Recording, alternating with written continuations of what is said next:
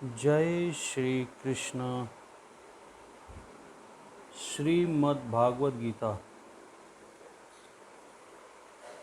ओम श्री परमात्मने नमः। श्री गीता जी की महिमा है।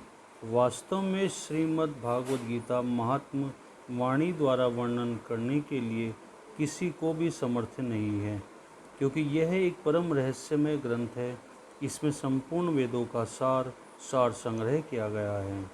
इसकी संस्कृत इतनी सुंदर और सरल है कि थोड़े से अभ्यास करने से मनुष्य को सहज ही समझ सकता है, परंतु इसका आशय इतना गंभीर है कि आजीवन निरंतर अभ्यास करते रहने पर भी इसका अंत नहीं होता। प्रतिदिन नए नए भाव उत्पन्न होते रहते हैं।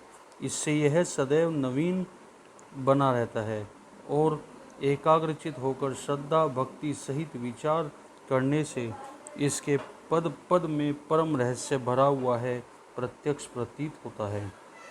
भगवान के गुण प्रभाव और मर्म का वर्णन जिस प्रकार से गीता शास्त्र में किया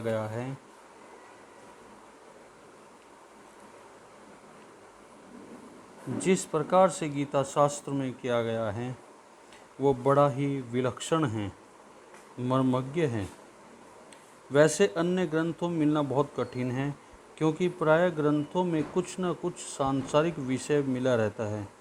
श्री भगवान ने श्रीमद् भागवत गीता रूप में एक अनुपमेय शास्त्र कहा गया है कि जिसमें एक भी शब्द सदुपदेश से खाली नहीं है। श्री वेद व्यास जी ने महाभारत में गीता का वर्णन करने के उपरांत कहा है, गीता सुगीता कर्तव्य किमन्नये शास्त्र विस्तारय या स्वयं पद्मनाभस्य मुख पद्मानीति स्मृतः। अर्थात गीता सुगीता करने के योग्य है, अर्थात श्री गीता जी को भली प्रकार समझकर अर्थ और भाव सहित अंतःकरण में धारण कर लेना ही मुख्य कर्तव्य है, जो कि स्वयं पद्मनाभ भगवान श्री कृष्ण श्री विष्णु के मुखारविंद से निकली हुई है। फिर अन्य शास्त्रों के विस्तार से क्या प्रयोजन है। स्वयं श्री भगवान ने भी इसके महात्म का वर्णन किया है। अध्याय 18 में श्लोक 68 में से 71 तक इसके बारे में बताया गया है। इस गीता शास्त्र से मनुष्य मात्र का अधिकार है, चाहे वह किसी भी वर्ण का हो, आश्रम में हो या स्थिति में हो, परंतु भगवान में दयालु और भक्ति युक्त अवश्य होना चाहिए, क्योंकि भगवान ने अपने भक्तों में ही प्रचार करने के लिए आज्ञा दी है, तथा यह भी कहा है कि स्त्री वैश्य शूद्र और पाप योनि भी मेरे परायण होकर परम गति को प्राप्त करते हैं। ये अध्याय 1 श्लोक नंबर 32 में बताया गया है। अब अपने अपने स्वाभाविक कर्मों द्वारा मेरी पूजा करके मनुष्य परम सिद्धि को प्राप्त होते हैं। अध्याय 18 श्लोक 46 में इस बारे में वर्णन किया गया है। इस सब पर विचार करने से यही पता चलता है कि परमात्मा की प्राप्ति में सभी प्रकार का अधिकार है, परंतु उक्त विषय के मर्मज्ञ को न समझने के कारण बहुत से मनुष्य, जिन्होंने श्री गीता जी का केवल नाम मात्र ही सुना है, कह दिया करते हैं कि गीता तो केवल सन्यासियों के लिए ही है।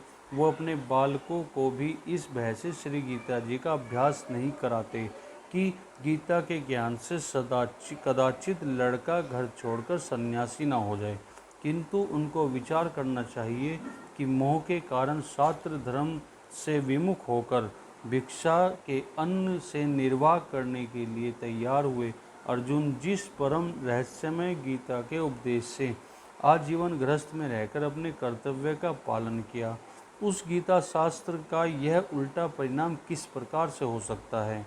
अतएव कल्याण की इच्छा चाहने वाले मनुष्य को उचित है कि मोह को त्याग कर अतिशय श्रद्धा भक्ति पूर्वक अपने बालकों को अर्थ और भाव के सहित श्री गीता जी का अध्ययन कराए, स्वयं भी पठन पाठन करे, मनन करे, औरों को भी करवाए, भगवान के आज्ञानुसार साधन करने से तत्पर हो जाए। किंतु क्योंकि अति दुर्लभ मनुष्य शरीर को प्राप्त होने से अपने अमूल्य समय का एक क्षण भी दुख मूलक क्षण भंगुर भोगों के भोगने से नष्ट करना उचित नहीं है।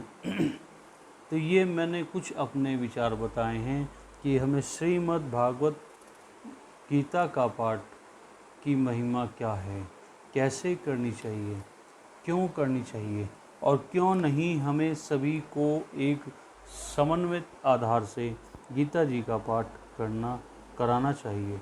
पठन पाठन मनन पर सभी का अधिकार है, उसे कोई भी कर सकता है। इसमें कोई वर्ण वैश्य क्षत्रिय की बात नहीं है। अब मैं बताता हूँ श्री गीता जी का प्रधान विषय जो नियम है वो क्या है। श्री गीता जी में भगवान ने अपनी प्राप्ति के लिए दो मार्ग बताए हैं, एक तो सांख्य योग और दूसरा है कर्मयोग। उनमें एक संपूर्ण पदार्थ मृग तृष्णा के जल की भांति अथवा स्वप्न की दृष्टि के सदृश मायामय होने से माया के कार्य रूप संपूर्ण गुण ही गुणों में बरतते हैं। ऐसा समझकर मन, इंद्री और शरीर द्वारा होने वाले संपूर्ण कर्मों के कर्तापन के अभिमान से रहित होना और सर्वव्यापी सच्चिदानंद परमात्मा के स्वरूप का एकाकी भाव नित्य स्थित रहते हुए सच्चिदानंद घन वासुदेव के सिवाय अन्य किसी को भी होने का भाव न रहना, यह है सांख्य योग का साधन। तथा दूसरी बात यह है कि सब कुछ भगवान का समझकर सिद्धि असिद्धि समत्व भाव रखते हुए आसक्ति और फल की इच्छा का त्याग कर भगवत आज्ञानुसार केवल भगवान के लिए ही सब कर्मों का आचरण करना। यह अध्याय 2 श्लोक 48, अध्याय 5 श्लोक 10 में बताया गया है। और श्रद्धा पूर्वक भक्ति पूर्वक मन, वाणी और शरीर से सब प्रकार के भगवान के शरण में होकर नाम गुण प्रभाव सहित अनेक स्वरूप का निरंतर चिंतन करना। अध्याय 6 श्लोक 47 में यह कर्मयोग का साधन बताया गया है। उक्त दोनों साधनों का परिणाम एक होने के कारण वास्तव में अभिन्न माने गए हैं। अध्याय 5 श्लोक 4-5 में बताया गया है। परंतु साधन काल में अधिकारी भेद में दोनों का भेद होने के कारण दोनों मार्ग भिन्न भिन्न बतलाए गए हैं। अध्याय 3 श्लोक 3 में बताया गया है।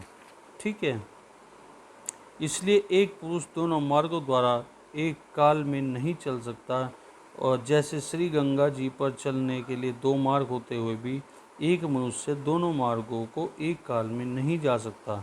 उक्त साधनों से कर्मयोग का साधन संन्यास आश्रम में नहीं बन सकता, क्योंकि संन्यास आश्रम में कर्मों का स्वरूप भी त्याग दिया जाता है और सांख्य रूप में साधन सभी आश्रमों से बन सकता है।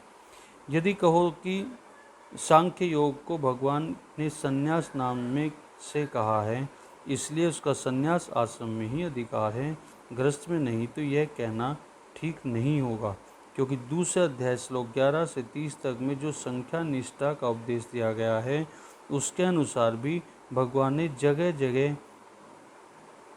जगह अर्जुन को युद्ध करने की योग्यता दिखाई है। यदि गृहस्थ में सांख्य योग का अधिकार ही नहीं होता तो भगवान का इस प्रकार कहना कैसे बन सकता। हाँ, इतनी विशेषता अवश्य है कि सांख्य मार्ग को अधिकारी देहाभिमान से रहित होना चाहिए, क्योंकि जब तक शरीर में अहम भाव रहता है, जब तक सांख्य योग का साधन भली प्रकार समझ में नहीं आता। इसी से भगवान ने सांख्य योग को कठिन बतलाया है अध्याय 5 श्लोक 6 में। और कर्म योग साधन सुगम होने के कारण अर्जुन के प्रति जगह जगह कहा कि तू निरंतर मेरा चिंतन करता हुआ कर्म योग का आचरण कर। तो इस प्रकार से श्री गीता जी की महात्म्य के बताया गया है। इसमें कौन कौन से दो योग बताए गए जिस कारण से हम भगवत प्राप्ति कर सकते हैं, कैसे हम कर्मों में रहकर हम अपने जीवन में ग्रस्त रहते हुए भी हम श्रीमद् गीता महात्म्य का पाठ करते हुए जीवन में उतार कर हम जीवन को परम गुणी और भगवान श्री चरणों में समर्पित कर सकते हैं। तो आइए इसी श्रीमद् भागवत गीता के हम ध्यान श्लोक आदि को विस्तृत विवेचन करें। श्रीमद् भागवत गीता का अथ ध्यानम शांताकारं भुजंगशयनं पद्मनाभं सुरेशं विश्वधारं गगनसदृशं मेघवर्णं शुभांगं लक्ष्मीकान्तं कमलनयनं योगाभिमध्यनागम्यं वन्दे विष्णुभवभयहरं सर्वलोकैकनाथम्।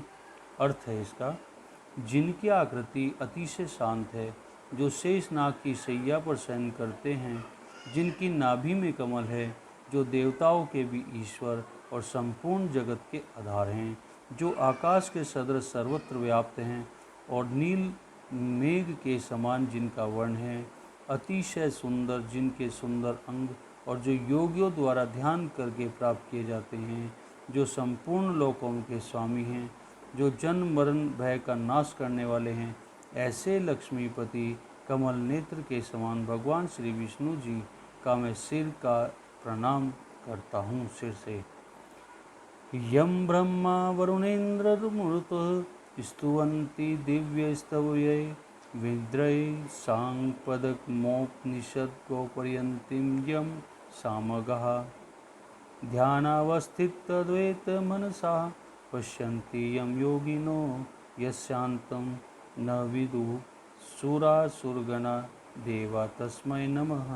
अर्थात ब्रह्मा, वरुण, इंद्र, रुद्र और मरुद्रुन दिव्य स्त्रोतों द्वारा जिनकी स्तुति करते हैं, सामवेद गाने वाले अंग, पद, क्रम और उपनिषद के सहित वेदों द्वारा जिसका गान करते हैं, योगीजन ध्यान से स्थित तदत होकर मन में जिनका दर्शन करते हैं, देवता और अनुसरण कोई भी, असुरगण कोई भी जिनके अंत को नहीं जानते, उन परम महापुरुष नारायण देव के लिए मैं नमस्कार करता हूँ। वसुदेव सुतं देवं कश्चाचूर्णमर्दनं देवकी परमानंदम कृष्णं वंदे जगद्गुरुम। अर्थात कंस और चाणूर का वध करने वाले देवकी के आनंद वर्धन वसुदेव नंदन जगत गुरु श्री कृष्ण चंद्र जी की मैं वंदना करता हूँ। ओम श्री परमात्मने नमः। अथ श्रीमद्भागवत गीता महात्म्य। गीता शास्त्रमिदं पुण्यं यः पठेत् प्रयतेत् पुमान् विष्णो पद्मावाप्नोति भयशोकविवर्जितम्। गीताध्ययनशीलस्य प्राणायामपरस्य च नैव सन्ति हि पापानि पूर्वजन्म कृतानि च। मलनिर्मोचनं पुंसां जलस्नानं दिने दिने संकीर्तितमसि स्नानं संसारमलनाशनं।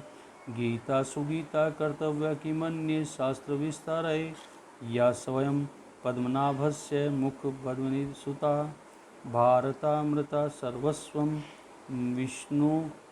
विष्णुवक्रद्विनयसुतं। गीता गंगोदक पीत्वा पुनर्जन्म न विद्यते सर्वोपनिषदो गावो दोग्धा गोपालचंदनम नंदनम। पार्थो वत्स सुधीर्मुक्तो दुग्धम गीतामृतं महत्। एकं शास्त्रं देवकी पुत्र गीतमेको देवकी पुत्र एव च एको मंत्रस्य नवानि यानि कर्मण्यतस्य देवस्य सेवा।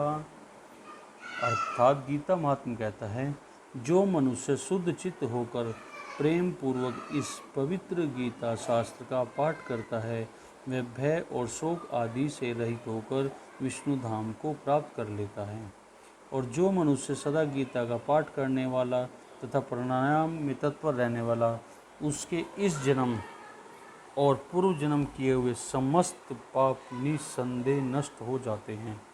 जल में प्रतिदिन स्नान किया हुआ मनुष्य के केवल शारीरिक मल का नाश करता है, परंतु श्री गीता ज्ञान रूप जल में एक बार भी किया हुआ स्नान संसार मल को नष्ट कर देने वाला होता है।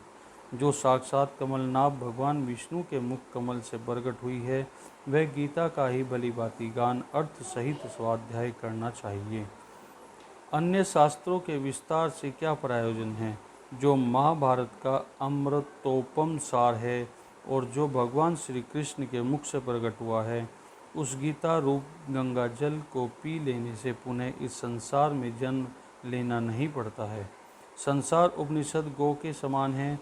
गोपाल नंदन श्री कृष्ण दुहने वाले हैं अर्जुन उनका बछड़ा है और महान गीतामृत ही उस गौ का दुग्ध है और शुद्ध बुद्धि वाला श्रेष्ठ मनुष्य ही इसको भोगता है। देवकी नंदन भगवान श्री कृष्ण का कहा हुआ गीता शास्त्र ही एकमात्र उत्तम शास्त्र है। भगवान देव के नंदन ही एकमात्र महान देवता हैं, जो नाम ही सर्व एकमात्र मंत्र है। उन भगवान की सेवा ही एकमात्र कर्तव्य कर्म है। तो आज मैंने आपको श्रीमद् भागवत गीता का परिचय बताया है।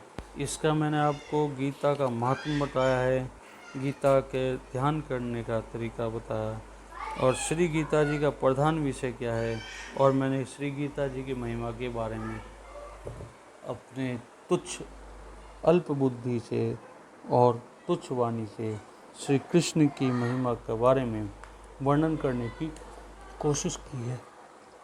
वास्तव में श्री कृष्ण का दिव्य रूप इतना अप्रितम है, इतना अच्छा है, इतना अलौकिक है, इतना 100 करोड़ों सूर्य के समान है कि एक इस प्रकृति का सूर्य भी इसके सामने बोना सा लगता है।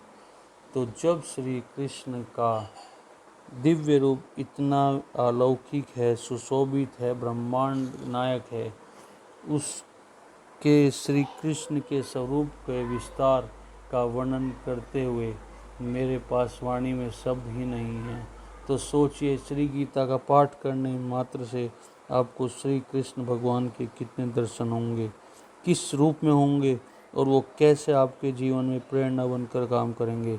बस यही सोचकर मैंने आज की अपनी वीडियो से स्टार्ट करता हूँ श्रीमद् भागवत गीता का। आज मैंने आपको इसका परिचय बारे में डिटेल में पूरा वर्णन किया है।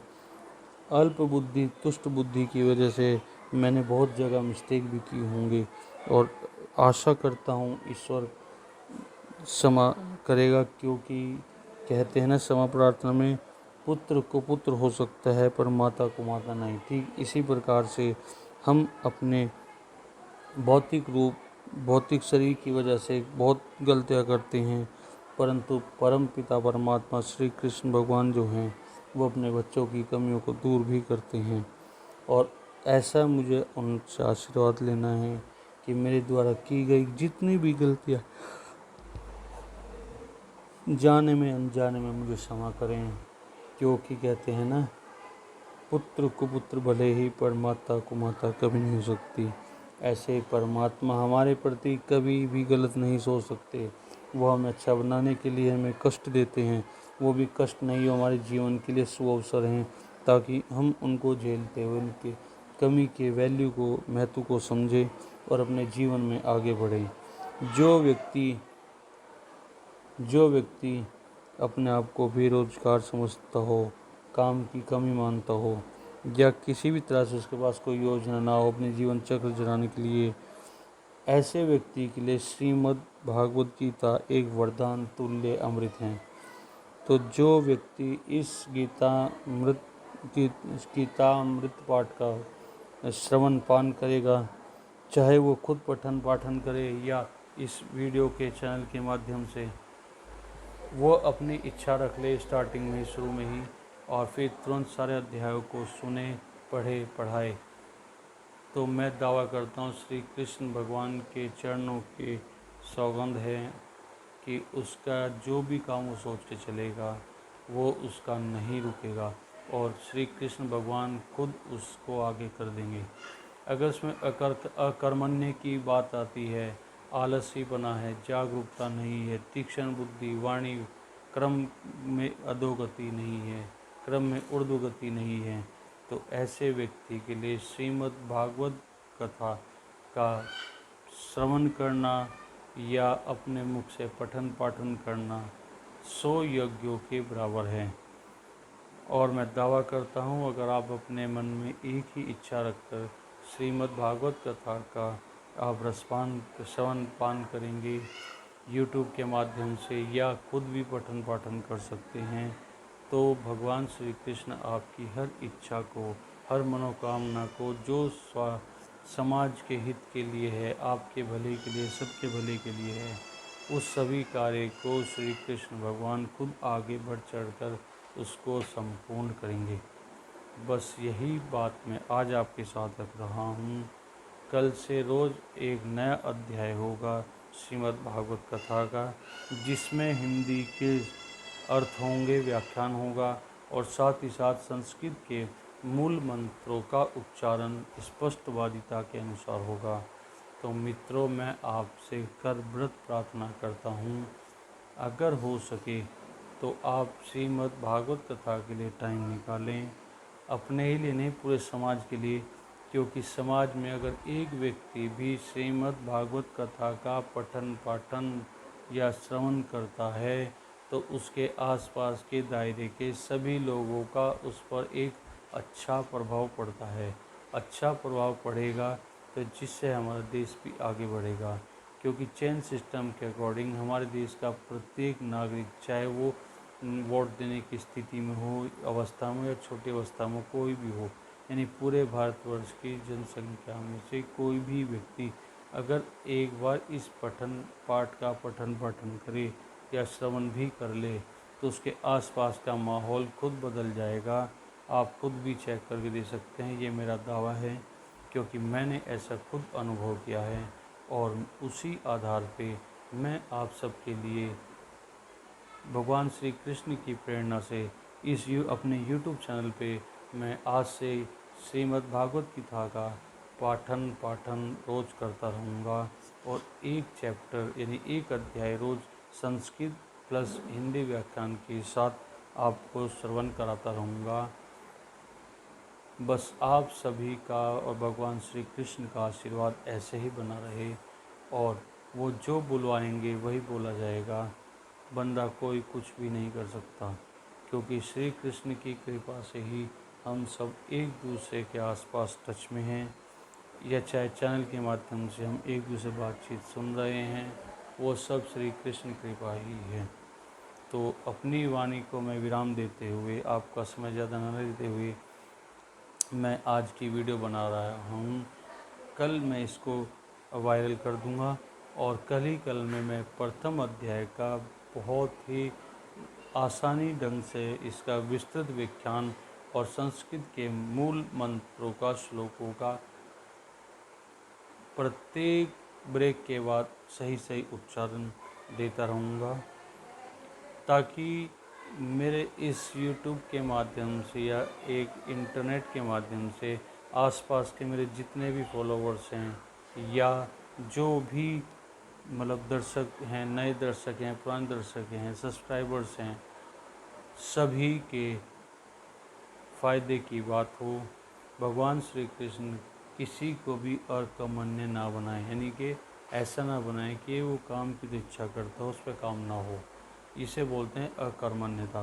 तो श्रीमद् भागवत कथा का पाठ करने के बाद मेरी सबसे बड़ी बात है अकर्मण्यता की जो पॉइंट है या हल्का सा भी उसका आरोपण हो सकता है, वो सब श्री कृष्ण भगवान उसको भी हटा देंगे। अकर्मण्यता की भावना का सर्वनाश हो जाएगा और हमारे देश का प्रत्येक नागरिक श्रीमद् कथा भागवत कथा के माध्यम से या इसके पठन पाठन से अपने और अपने आसपास के जीवन में कुछ एक महत्वपूर्ण ओरा मंडल लाएगा, जो सभी के लिए सर्वांगीण विकास करेगा। तो श्री कृष्ण कृपा के अनुसार जय श्री कृष्णा, कोटि कोटि जय श्री कृष्णा। मिलते हैं फिर कल एक नए टॉपिक के साथ में, लेकिन फ़िलहाल अभी हम केवल क्या करेंगे, श्रीमद् भागवत कथा का पठन पाठन करेंगे। मित्रों, दर्शकों, साधुओं, आपसे अनुरोध है, विनम्र प्रार्थना है, अगर आपको अच्छा लगे तो please Anuj Verma astro classes channel को सब्सक्राइब करें, क्योंकि इसमें होते हैं ज्योतिष, सिंगिंग, आध्यात्मिक और शिक्षा से रिलेटेड वीडियोस ओनली। अगर अच्छा लगे तो लाइक शेयर सब्सक्राइब ज़रूर करें और बाकी आप जो हैं होने वाली श्रीमद् भागवत कथा के ध्यान से सुने, ताकि आपके जीवन में एक सकारात्मक बदलाव आ जाए। इन्हीं बातों के साथ मैं आज का वीडियो समापन करता हूँ। भगवान श्री कृष्ण के चरणों में नतमस्तक होकर बोलिए जोर से जय श्री कृष्णा, जय जय श्री कृष्णा। हरे रामा हरे कृष्णा कृष्णा कृष्णा हरे हरे। जय श्री कृष्ण।